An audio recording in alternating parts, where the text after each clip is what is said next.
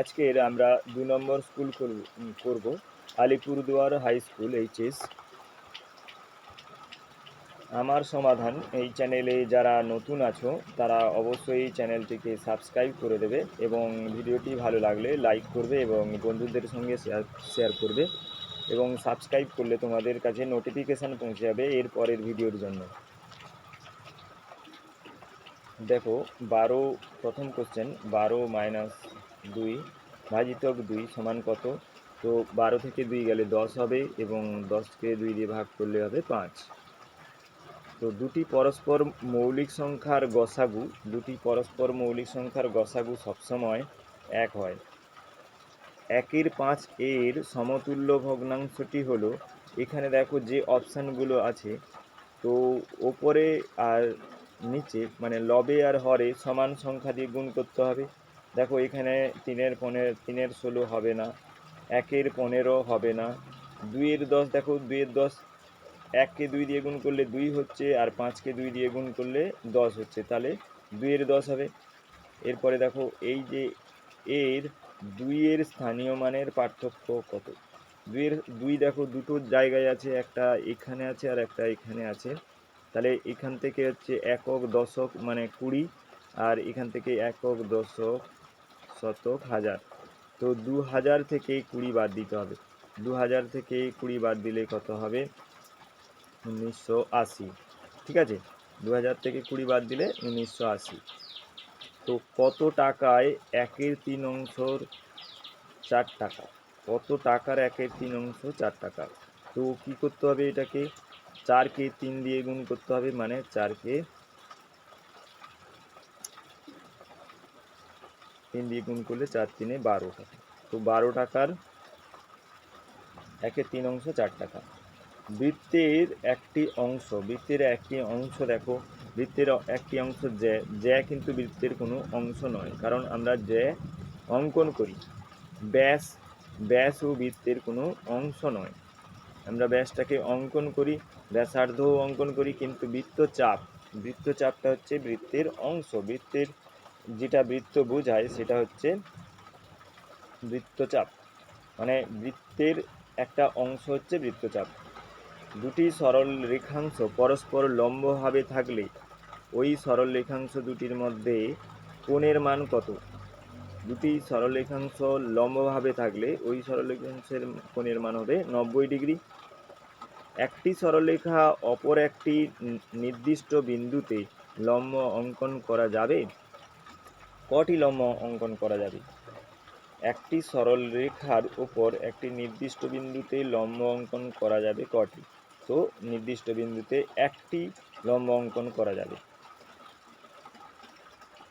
দেখো এরপরে 24, 36 এবং 54 এর গসাগু নির্ণয় করতে বলেছে। দেখো আমরা এটাকে ভাগ প্রক্রিয়ার সাহায্যে গসাগু নির্ণয় করব।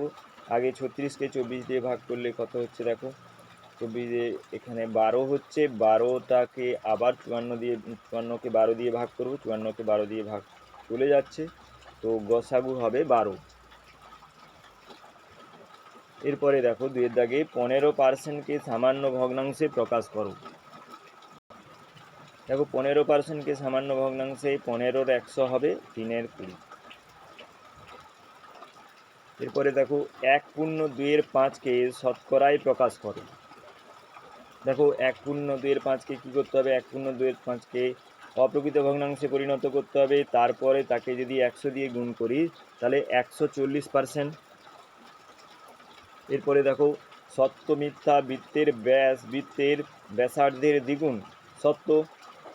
তারপরে 8.23 গুণিতক 0.3 এর মান কত হবে? তারপরে আরও একটা ভাগ দেওয়া আছে 121-এর বর্গমূল, তাহলে 3টে আমরা পরপর দেখে নেব।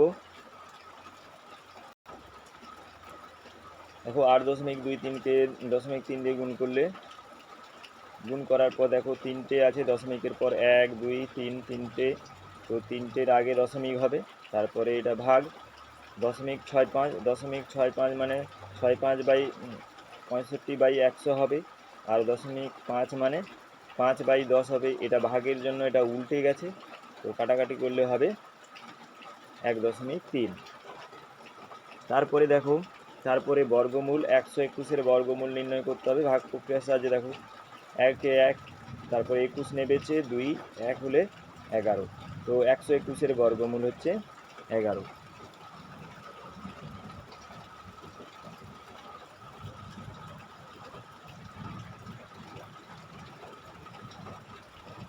তারপর দেখো সত্য মিথ্যা বলতে বলেছে। 9-এর স্কোয়ার মানে 9 × 9, 9 × 81 হবে, কিন্তু এখানে 80 আছে, তো এটা মিথ্যে। সমবাহু ত্রিভুজের 3টি কোণের অনুপাত কী হবে? সমবাহু ত্রিভুজ, দেখো সমবাহু ত্রিভুজের 3টি কোণ সমান হয়। আর আমরা জানি কি একটা ত্রিভুজের 3টি কোণের সমষ্টি হচ্ছে 180। তো 180কে 3 দিয়ে ভাগ করলে হবে 60 ডিগ্রি। তো সমবাহু ত্রিভুজের প্রতিটি কোণ হচ্ছে 60 ডিগ্রি। সমবাহু ত্রিভুজের প্রতিটি কোণ 60 ডিগ্রি, তাহলে 60:60:60। তো 1:1:1। তারপরে কি বলেছে? 7:5 এর অনুপাতটি পূর্বপদ কি? পূর্বপদ মানে আগের পদ, তো পূর্বপদ কি? 7 হবে। ঠিক আছে, এবার দেখো 3-এর দাগে 10 কিগ্রা ও 15 কিগ্রাকে অনুপাতে প্রকাশ করো এবং অনুপাতটি গুরু না লঘু। তো 10:15 হবে। দেখো 10:15, তো 10:15কে 5 দিয়ে ভাগ করো, 2:3 হবে। তো আগে যেহেতু ছোট আছে, তো এটা লঘু অনুপাত হবে। এরপরে দেখো 8 বছর 7 মাস 21 দিনকে 9 দিয়ে গুণ করতে হবে। তো দেখো এখানে 9 দিয়ে গুণ করলে কি হচ্ছে? 9 দিয়ে গুণ করলে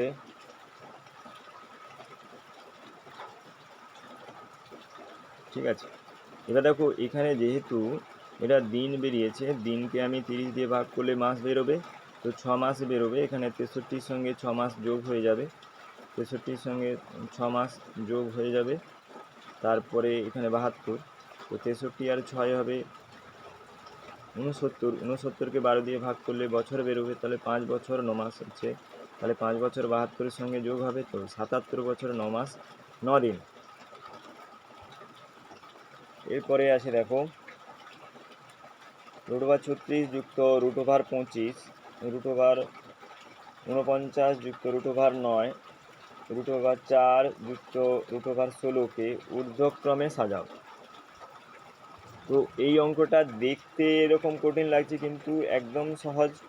তো 36-এর বর্গমূল হচ্ছে 6, আর এখানে 5, 7, 49-এর বর্গমূল 7, আর 9-এর বর্গমূল 3, 4-এর বর্গমূল 2, আর 16-এর বর্গমূল হচ্ছে 4। তো তারপরে যোগ করলে এটা 11, 10, 6। তো ঊর্ধ্বক্রমে সাজালে হবে, দেখো তো ঊর্ধ্বক্রমে সাজালে হবে, এটা হয়ে যাবে। ঠিক আছে, এরপরে আছে দেখো এই সংখ্যাটা দিয়ে 9-এর স্থানীয় মান ও প্রকৃত মানের পার্থক্য বের করতে বলেছে। তো 9-এর স্থানীয় মান কি হবে? 9, 5টা শূন্য হবে, আর প্রকৃত মান শুধু নয়, তো এটাকে বাদ দিলে। ঠিক আছে, এরপরে দেখো দুটি সংখ্যার গসাগু লসাগু যথাক্রমে দেয়া আছে। সংখ্যা দুটির একটি হচ্ছে 56, অপরটি কত হবে? দেখো অপর সংখ্যাটি কি হবে? লসাগু গুণিতক গসাগু ডিভাইডেড একটি সংখ্যা করলে অপর সংখ্যা বেরোবে। তো 280 গুণিতক 8 ভাজিতক 56 করলে 40 হচ্ছে, তাহলে অপর সংখ্যাটি হবে 40।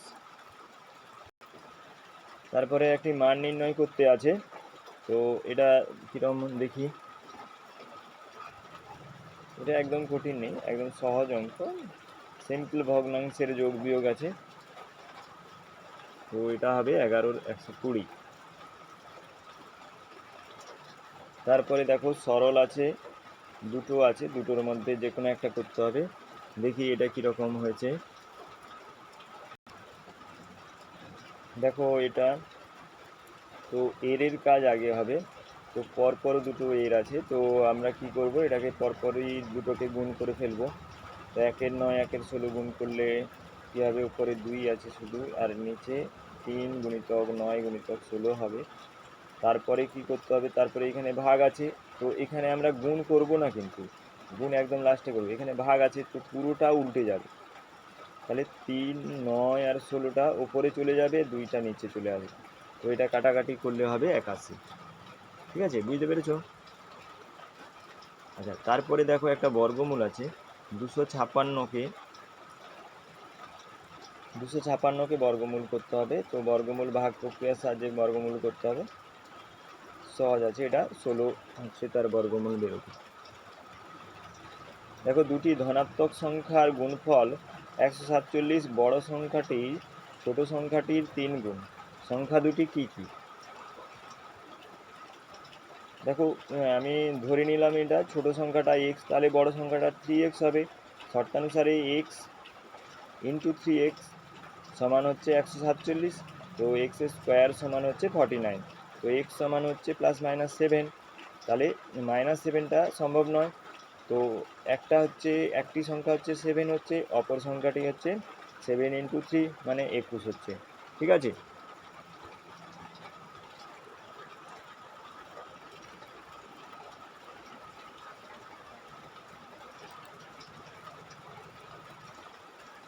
আশা করি সমাধানগুলো তোমাদের কাজে দেবে। আর তোমরা অবশ্যই ভিডিওটাকে লাইক করে দেবে। আর আমার সমাধান চ্যানেলে যারা নতুন আছো তারা নোটিফিকেশান পাওয়ার জন্য তোমরা আমার সমাধান চ্যানেলটিকে সাবস্ক্রাইব করে দেবে। তো থ্যাংক ইউ।